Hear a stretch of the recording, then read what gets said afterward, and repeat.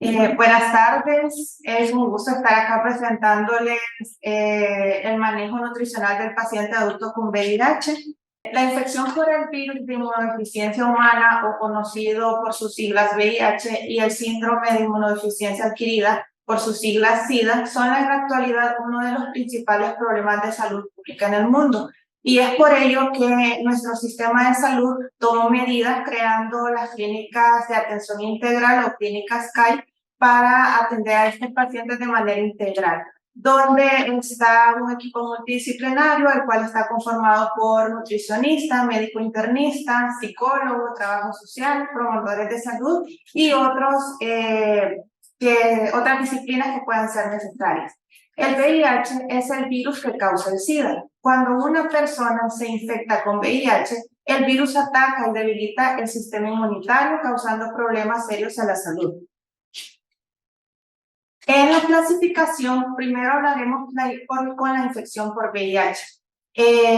Cuando una persona es infectada por VIH, este ataca destruyendo las células linfocitos CD4, que como ya sabemos son parte importante de nuestro sistema inmunológico. Si este se debilita, no tenemos con qué combatir infecciones. Por lo tanto, el paciente tiene mucho menos defensa y es más propenso a adquirir unas infecciones o ciertas clases de cánceres.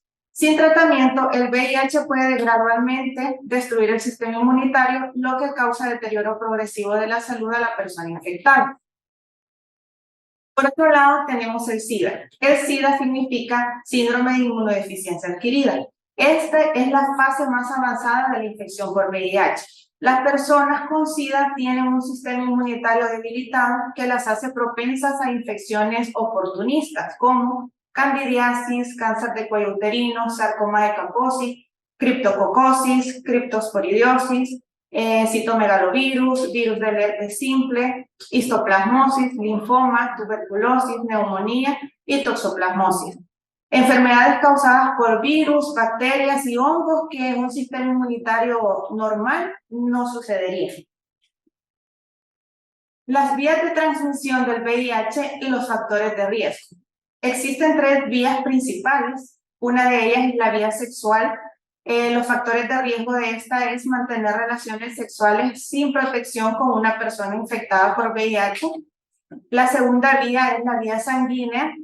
Los factores de riesgo de estas son compartir jeringas, agujas u otro material de inyección, compartir cualquier instrumento cortante que haya estado en contacto con sangre infectada, como las cuchillas de afeitar, compartir instrumentos corsopuntantes no esterilizados para perforaciones en la piel, como son los que se utilizan para tatuajes, perforaciones de oreja, etc. Y la tercera vía es la vía materna, o también conocida como transmisión vertical. Esta puede suceder durante el embarazo si la madre tiene una carga viral muy alta. Normalmente esto pasa cuando la madre no está en tratamiento. También se puede dar durante el parto al tener contacto con fluidos como la sangre de la madre infectada, y también se puede dar a través de la lactancia materna. Para que tengamos una salud óptima, está bien sabido que debemos consumir una alimentación adecuada, y es por ello que para los pacientes que tienen VIH esto es mucho más importante, debido a que si no tenemos una alimentación adecuada puede estar comprometido también nuestro sistema inmunológico y por lo tanto la respuesta inmunológica ante ciertas enfermedades. Así que fijamos nuestros objetivos nutricionales en base a eso. El primer objetivo es evaluar el estado nutricional de nuestros pacientes. Luego, fijar metas nutricionales que permitan mejorar el estado nutricional del paciente. Esto siempre enfocado en mantener la masa magra, que es muy importante para estos pacientes. Prevenir y reducir tempranamente los problemas nutricionales relacionados con la infección por VIH.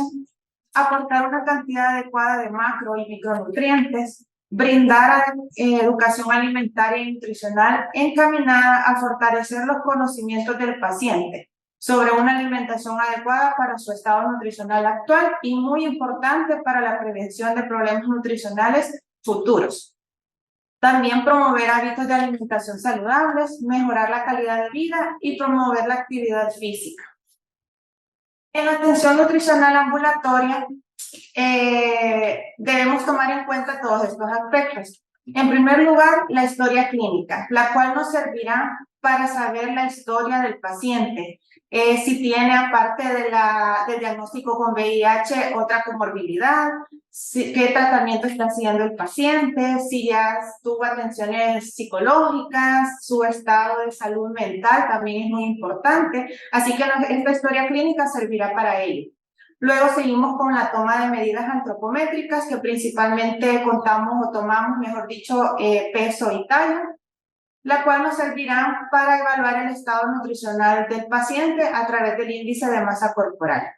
Continuamos con la anamnesis o historia alimentaria, que nos servirá para saber hábitos nutricionales del paciente, nos servirá también para saber si este paciente está consumiendo la cantidad de calorías necesarias para su estado nutricional, si tiene algún problema como gastrointestinales que no le permitan que su estado nutricional mejore, etc. Y el recuento de 24 horas, que también nos permite calcular o evaluar si el paciente está ingiriendo una cantidad energética adecuada. La evaluación bioquímica, según los lineamientos en la consulta nutricional, lo básico es que se tome hemograma completo, examen general de orina y examen general de heces. Pero dependiendo de la valoración del profesional, se pueden tomar otros exámenes como glucosa, colesterol, triglicéridos, creatinina, etc. En la planificación y elaboración del plan de alimentación, fijamos metas, fijamos objetivos que nos permitan ayudar al paciente para mejorar su estado nutricional. Le brindamos educación alimentaria nutricional. En este punto de la educación debemos recordar que está enfocada, los puntos de educación nutricional estaría enfocada en los hallazgos encontrados durante la consulta y evaluación del paciente. Y se le dan los seguimientos nutricionales, que estos pueden ser mensuales, bimensuales o trimestrales, dependiendo del estado en que se encuentra el paciente y la valoración del profesional. El abordaje nutricional en la persona con VIH, tenemos la siguiente distribución de macronutrientes y energía. Con respecto a las calorías, se calculan 45 calorías sobre peso ideal por día.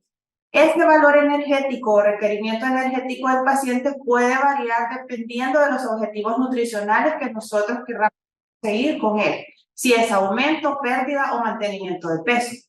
Las proteínas van a ser del 15 al 20% del valor calórico total. Esto también puede variar dependiendo si el paciente presenta otras comorbilidades, como por ejemplo enfermedad renal. Carbohidratos serían del 50 al 60% de las calorías totales, lípidos del 25 al 35% de las calorías totales, y estos macronutrientes, al igual que las proteínas, se van a calcular en base a las comorbilidades o problemas que el paciente pueda llegar a tener. En cuanto a los micronutrientes, se debe calcular un 25% más de la recomendación diaria establecida para una persona que no tiene esta enfermedad. Con respecto al abordaje nutricional en la persona adulta, se debe tomar en cuenta en la educación alimentaria nutricional muchos aspectos, entre ellos, muy importante, las recomendaciones dietéticas de seguridad e higiene alimentaria. Recordemos que estos pacientes tienen su sistema inmunológico debilitado y cualquier tipo de hongo, virus o bacteria puede causar un problema grave de salud. También debemos enseñarle a nuestro paciente cómo mantener una alimentación equilibrada y saludable, brindándole opciones prácticas y fáciles que pueda llegar a cumplir. Consejería sobre la suplementación de alimentos. Si se tienen suplementos en nuestro establecimiento de salud, se le puede brindar al paciente, o si no, se le pueden dar opciones un poco más prácticas como incaparina u otro tipo de harina fortificada a nuestro paciente.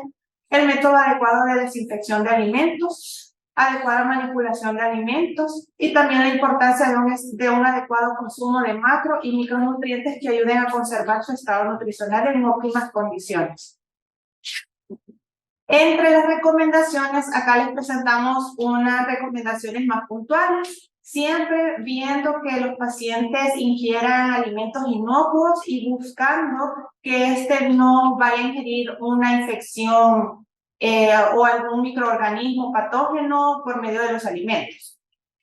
Debe ingerir la carne de res y de pollo bien cocida, no consumir huevos crudos y asegurarse que no tengan fisuras o grietas en su cáscara. Tomar únicamente leche hervida y los derivados de lácteos de preferencia si no son hechos del día anterior, de ese día.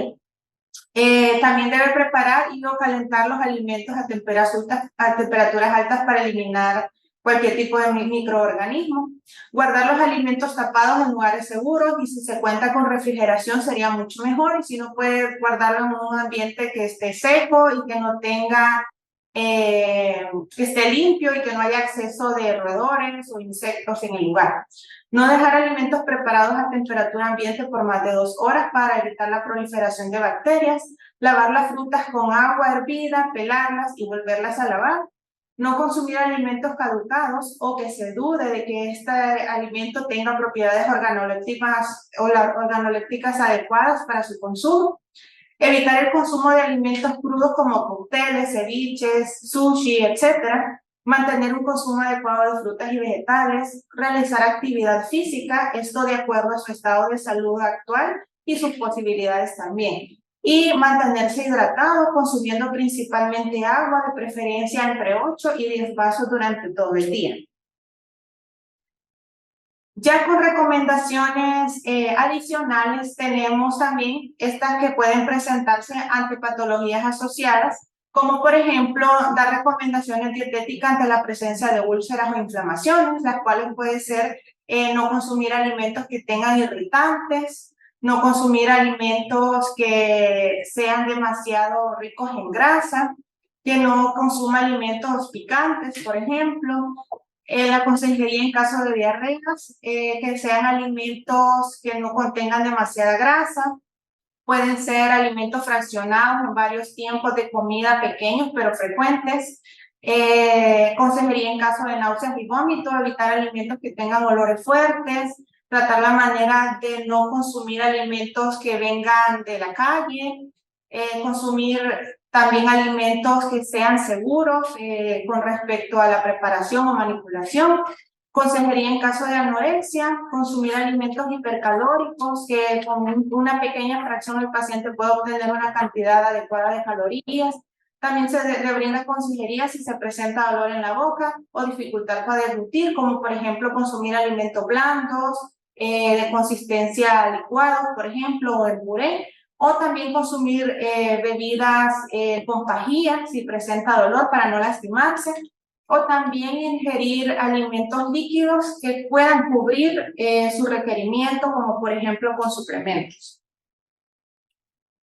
Acá está prácticamente el resumen de lo que se hace con estos pacientes. Se inicia con historia clínica y alimentaria.